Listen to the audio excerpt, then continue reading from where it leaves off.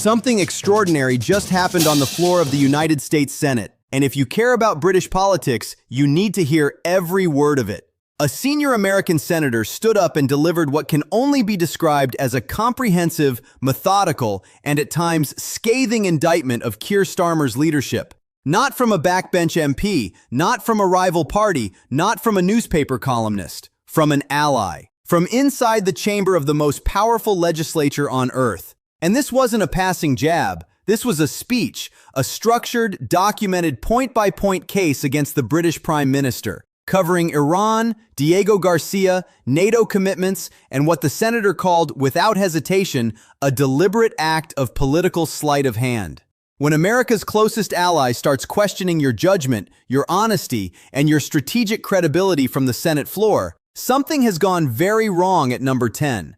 Watch this carefully, because what you're about to hear is not the language of diplomatic friction. This is something far more serious. I'm not a big fan of the Prime Minister, Prime Minister Starmer. The United Kingdom was founded by geniuses, but at the moment it's being run by idiots. We entered Iran because we had no choice. I don't want America to be the world's policeman. I do not. But on occasion, some of the bad guys in the world decide they're going to be the world's policeman. And it requires us to intervene. And that's why we're in Iran. If I said Iraq, I made a mistake. It's late. That's why we're in Iran. The president did not enter Iran to start a war. He entered Iran to prevent a war. Let me tell you why I say that. Our intelligence clearly showed, categorically, unequivocally, that Iran had restarted its nuclear warhead program. And let me say, I love the people of Iran too. I mean that. I don't think much of their political leadership. The good people of Iran basically are being governed before and now with the new supreme leader by Jack Nicholson and The Shining. They are stone cold crazy. Their religion teaches them, their interpretation of their religion tells them that they have to kill people who don't interpret their religion the same way that they do. And when your religion tells you to kill somebody, as far as I'm concerned, it's time to get a new religion.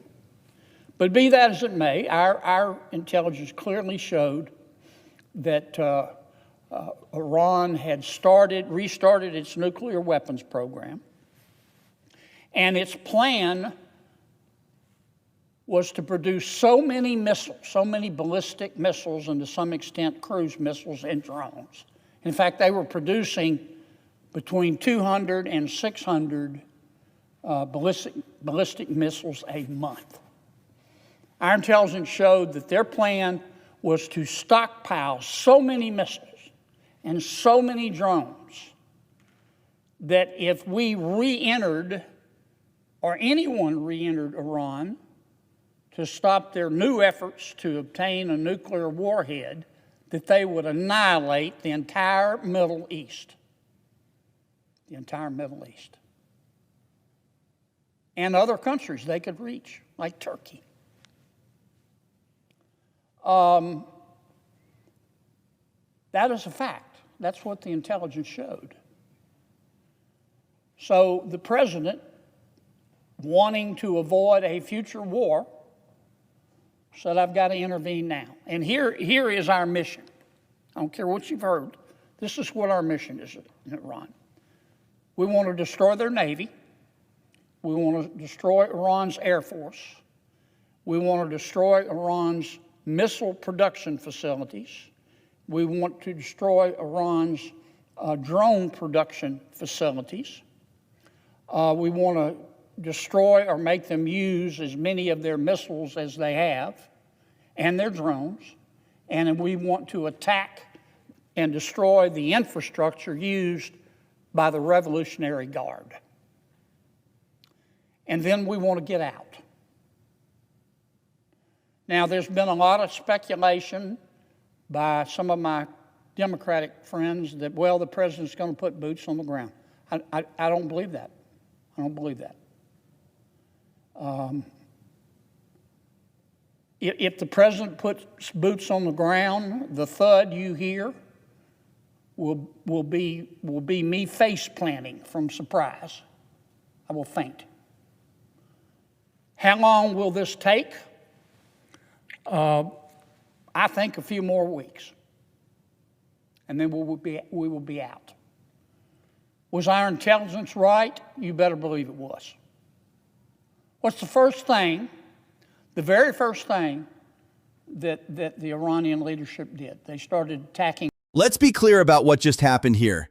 A United States senator, one with serious foreign policy weight, has placed Keir Starmer's defense spending pledges under a microscope and concluded they don't hold up. The argument isn't ideological, it's mathematical. The senator's case is that the headline figures were presented publicly as immediate commitments, when the real money is backloaded into the 2030s, by which point Starmer himself almost certainly won't be in office. Someone else inherits the bill. Someone else gets the blame. That's a significant charge, and it was made with specifics, not talking points. Then there's Diego Garcia. The senator's frustration here is palpable. Britain's willingness to negotiate away a strategically critical joint military base in the Indian Ocean, a base that serves American submarines, projects power into the Persian Gulf, and sits at one of the most consequential choke points on the planet, has clearly become a genuine flashpoint in the transatlantic relationship. The senator is making the argument that handing sovereignty to Mauritius is, in practical terms, handing influence to China.